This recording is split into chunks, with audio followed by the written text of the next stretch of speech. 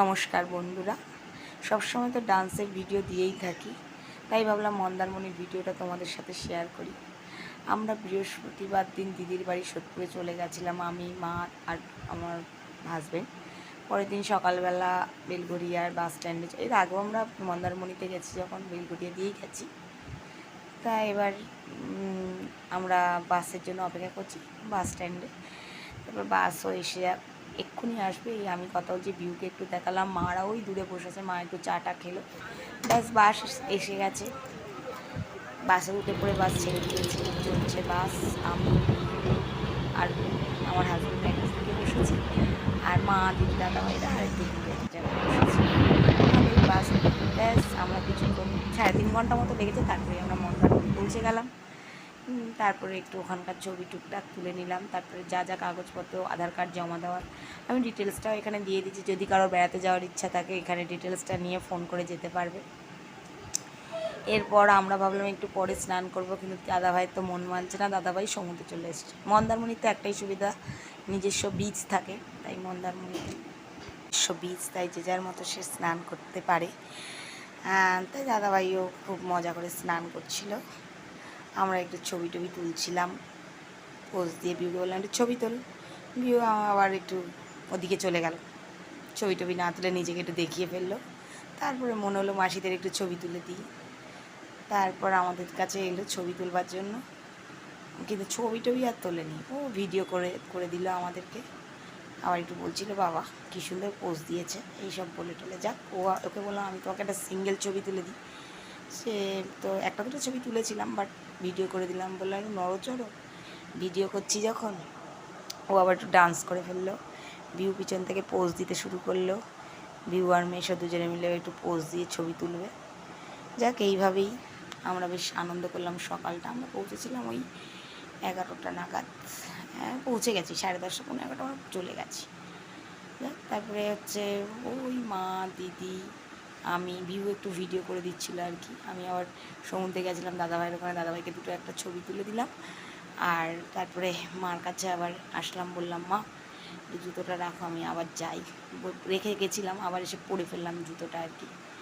আর দিদি তো ওদিকে লাল কাঁকড়া দেখতে প্রচণ্ড পরিমাণে ব্যস্ত, সে তো এদিকে আসছে না খুব একটা। মা দিদি লাল কাঁকড়ার ওখানেই ছিল বেশিরভাগ টাইম, দেখছিল, খুব সুন্দর লাল কাঁকড়া, ভিডিওতে আপনারাও দেখতে পাবেন।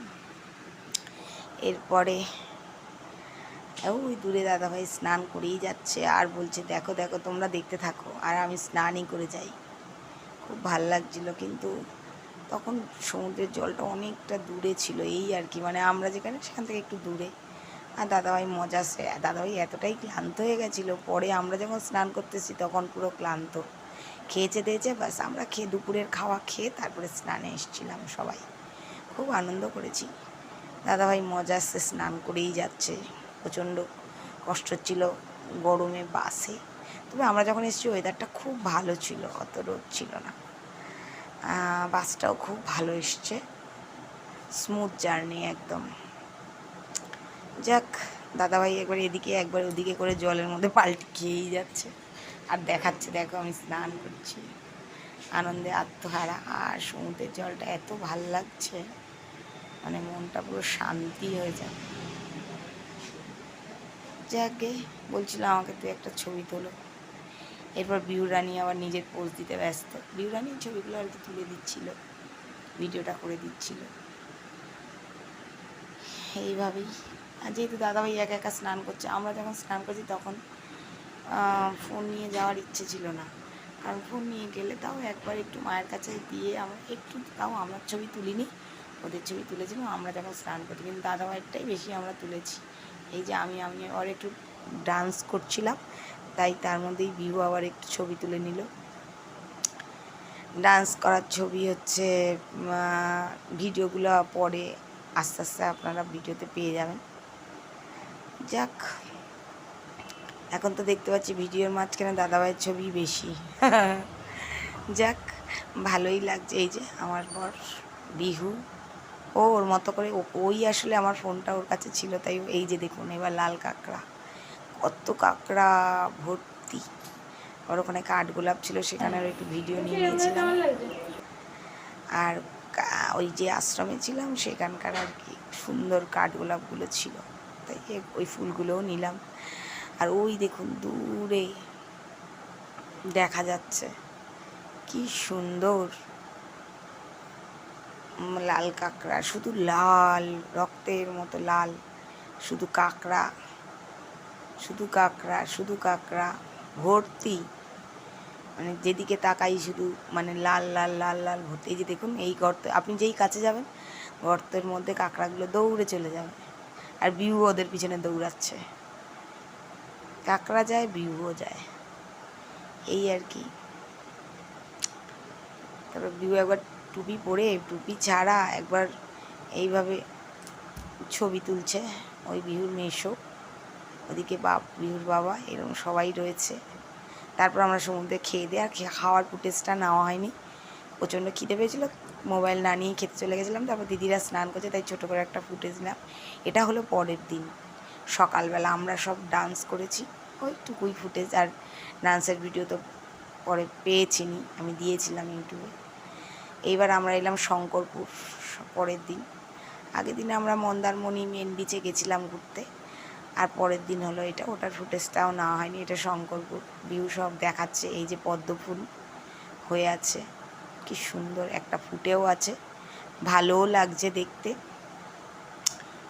এরপর খুব ভালো, এটা শঙ্করপুর। আমরা তাজপুরেও গেছি সেই, আর হলো ঘুরতে, আর দীঘাও গেছিলাম, কিন্তু ওই দিকটা এত বৃষ্টি হচ্ছিল তাই ফুটেজগুলো আর নেওয়া হয়নি। আমি সবার শেষে যাচ্ছি, আর এত হাওয়া, সব মানে চুল উড়ে, জামা উড়ে, একাকার কাণ্ড, একদম বিচ্ছিরি অবস্থা। তবে বৃষ্টির জন্য দীঘাটিকে আমরা একটুটা কেনাকাটা করেছি, তবে ওইভাবে আর ছবি টবি তোলা হয়নি। ছবি তুলেছি, ভিডিও আর করা হয়নি আলাদা করে। এই যে বললাম একটু হাই করো, তাই একটু হাই করে দিল। মা সামনে যাচ্ছে, দিদি দাদা ওই আগে, বিহু তো দৌড়াচ্ছে একটু, ওই যে দূরে দেখা যাচ্ছে দিদিকে। বিহু তো দৌড়ে দৌড়ে যাচ্ছে ছবি তুলবে বলে, এক্ষুনি দাঁড়াবে, মাকে বলবে ছবি তুলে দাও, দিদি আবার একটু ওকে ছবি টবি তুলে দেবে। আমরাও প্রচুর ছবি তুলেছি ওখানে, তাজপুরেও ছবি তুলেছিলাম, বাট ভিডিও করা হয়নি। এই আর কি, এই আর কিছুই না। দীঘার ছবি তো তুলিনি, লাস্টে আমাদের নাচের যেদিন ডান্স করেছি তারই একটু ছবি আপনাদের সাথে